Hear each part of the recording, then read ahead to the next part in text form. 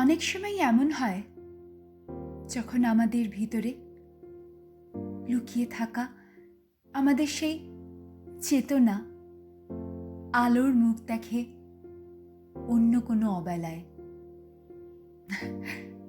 আবার কখনো সেই অবেলা সুষুপ্তির হাত ধরে হয়তো গেয়ে ওঠে ঘুমের দেশের গান। আর তাদের মধ্যের এই চিরাচরিত দ্বন্দ্ব নিয়েই তাই এবারের আমাদের উপস্থাপনা অন্য এক অবেলায়। গল্প এবং তার নাট্যরূপ সুমিতাভর দেওয়া। সুমিতাভ অনেক দিন ধরে লেখালেখির মধ্যে থাকলেও কাজের প্রয়োজনে তাকে লেখালেখির থেকে অনেকটা দূরেও সরে যেতে হয়েছিল হয়তো। তাই এই নাটকের মাধ্যমে হয়তো সে আবার নতুন করে ফিরে পেল তার নিজের চেতনাও। গল্পে মুখ্য দুটি চরিত্র, সুচিন্তন এবং সুষুপ্তি। সুচিন্তনের ভূমিকায় সুমিতাভ এবং সুষুপ্তির ভূমিকায় আমি পারিজাত। তাহলে শুরু করছি আজকের উপস্থাপনা অন্য এক অবেলায়।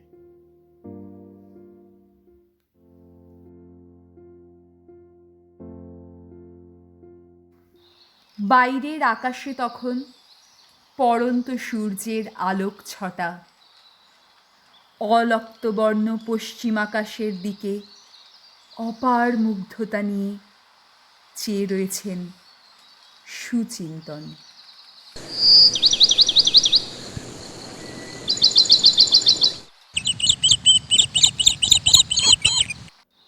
বাইরের আকাশটা দেখো একবার সুষুপ্তি, কি দারুণ একটা রং ধরেছে।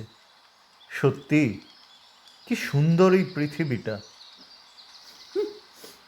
বাইরের জানলা দিয়ে দেখতে পাওয়া এই পৃথিবীটাকে তোমার এখনো সুন্দর মনে হচ্ছে বটে, কিন্তু ভুলে যেও না আসল সত্যিটা কি।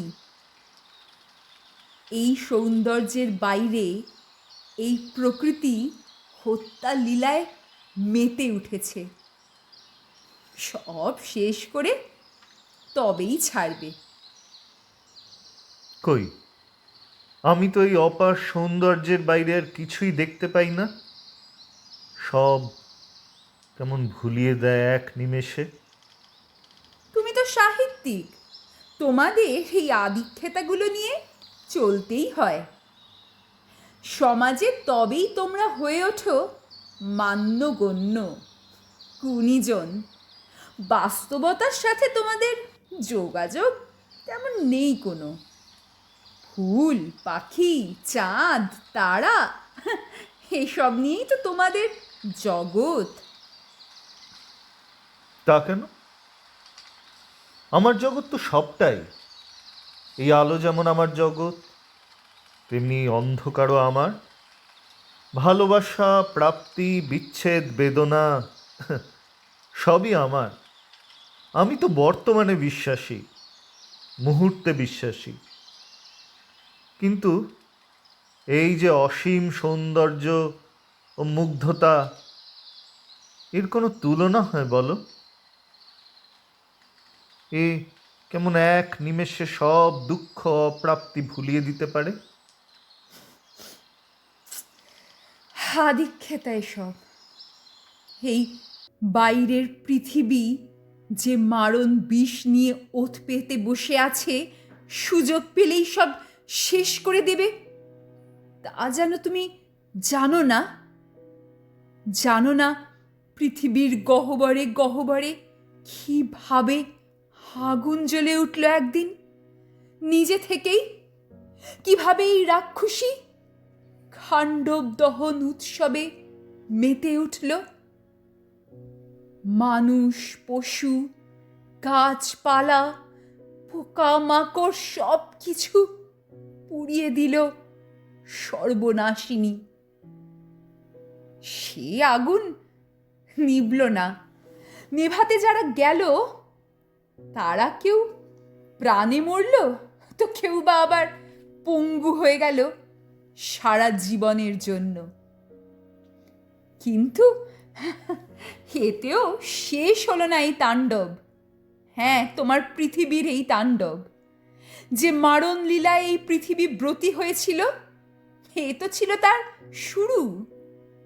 যে আগুন শহর, গ্রাম, বন, জঙ্গল পেরিয়ে ছড়িয়ে পড়ল পৃথিবীর রন্ধ্রে রন্ধ্রে, জ্বলে উঠল গর্ভস্থ সব কয়লার ভাণ্ডার, তেলের খনি, ধনে প্রাণে মরতে বসল মানুষ।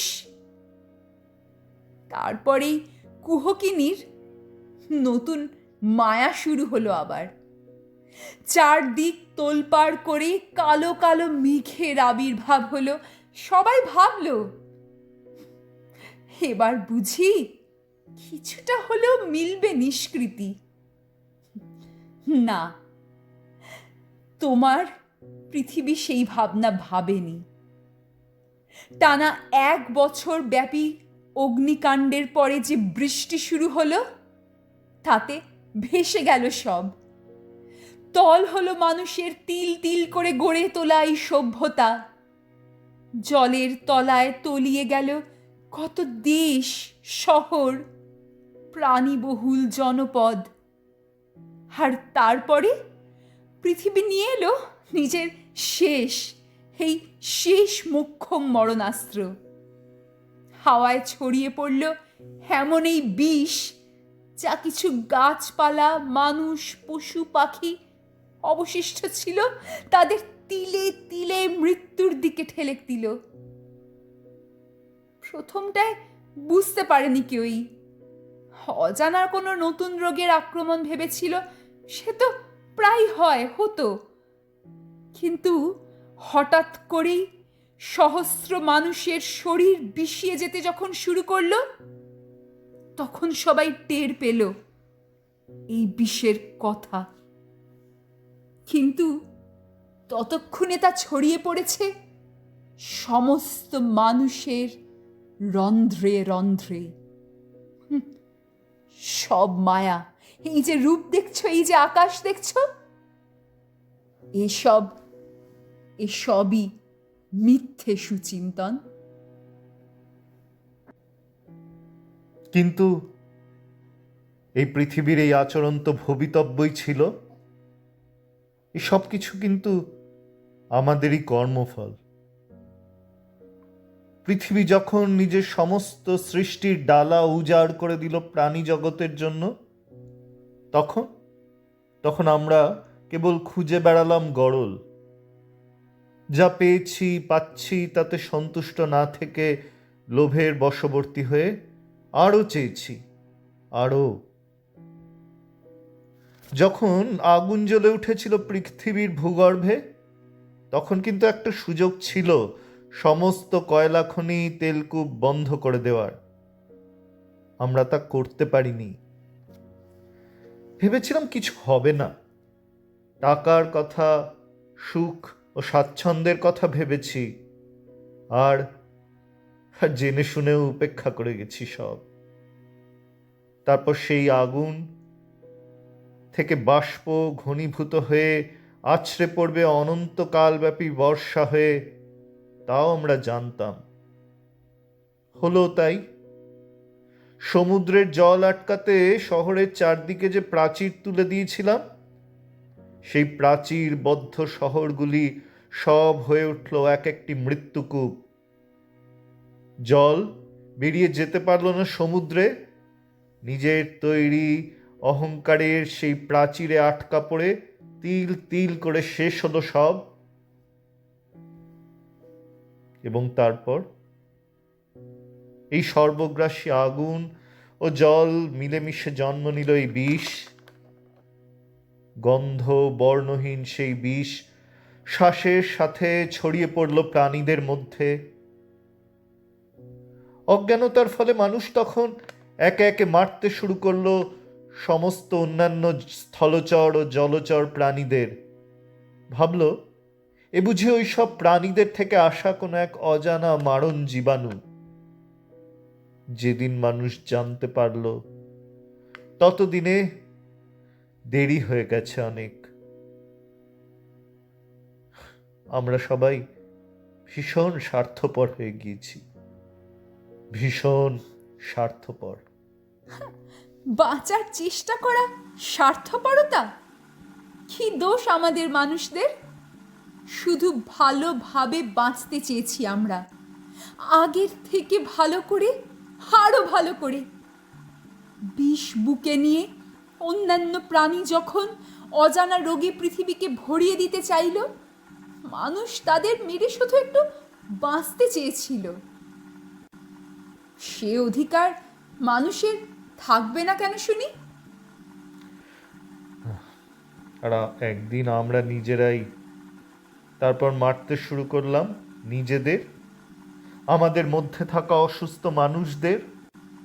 যারা প্রতিবাদ করলো তাদের কণ্ঠ রোধ করে দিলাম চিরদিনের মতো, নিজে বাঁচবো বলে। তাই তো, কেন কেন এত আত্মসুখী হলাম আমরা? আত্মসুখী, বেঁচে থাকা, অধিকার, আত্মসুখ, বাহ! এই না হলে সাহিত্যিক, বুদ্ধিজীবী? সত্যি বুদ্ধি বটে তোমাদের। আত্মসুখ বিসর্জন দিলে তোমারই হাতটাও যেই দেহ পিঞ্জরে আর থাকতো না গো, সে কথা ভুলে যাওনি নিশ্চয়ই? তাকিয়ে দেখো, তাকিয়ে দেখো নিজের মুখের দিকে, যে মুখোশ তোমায় বাঁচিয়ে রেখেছে, তোমার শরীরে প্রতিক্ষণে তৈরি করে তুলছে অ্যান্টিবডিজ। বাঁচিয়ে রেখেছে সে সবই অন্য আক্রান্ত ওই প্রাণীদের দেহাবশেষ দিয়ে তৈরি এই মুখোশই। তোমার জীবন, হ্যাঁ সুচিন্তন, তোমার জীবন এই আত্মসুখেরই দান।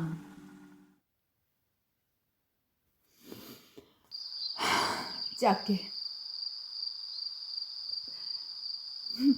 যে আলোর কথা বলছিলে, দেখো সেই আলো আর নেই, সব অন্ধকার হয়ে গেছে। সময় হলো, এবার একটু ঘুমিয়ে নেবে চলো। না সুষুপ্তি,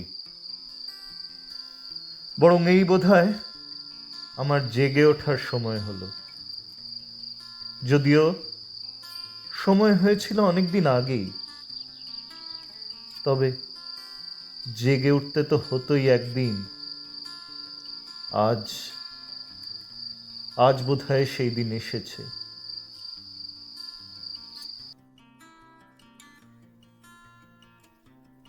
এক ঝটকায় মুখোশখানি খুলে মাটিতে ছুঁড়ে ফেলে দেয় সুচিন্তন।